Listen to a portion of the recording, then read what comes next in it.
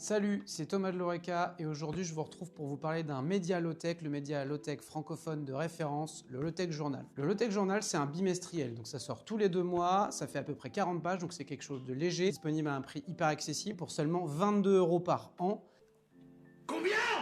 C'est un média qui a 4 ans d'existence, qui a déjà sorti 24 numéros, le 25e devrait pas tarder à arriver dans la boîte aux lettres des abonnés. Et dedans, vous trouverez quoi ? Des tutoriels low-tech, plein de reportages sur le terrain pour rencontrer des acteurs et actrices de la low-tech.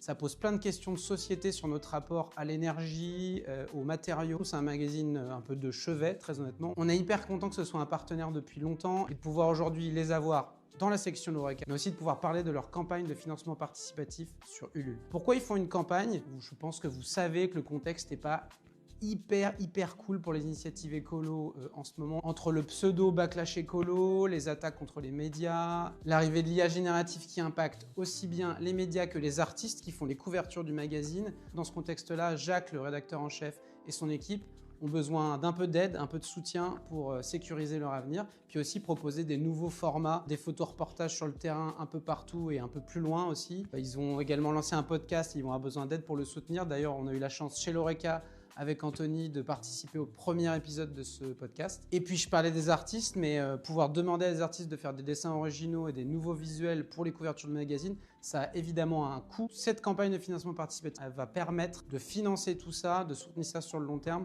L'adresse c'est ulule.com/low-tech-journal. C'est pas compliqué, on vous mettra le lien dans la description. Et moi je vous dis à bientôt pour vous parler d'un prochain objet low-tech. Ce sera probablement pas un magazine. Il est même possible qu'on se déplace chez des créateurs low-tech, donc j'ai hâte de vous montrer tout ça. Allez, à très bientôt.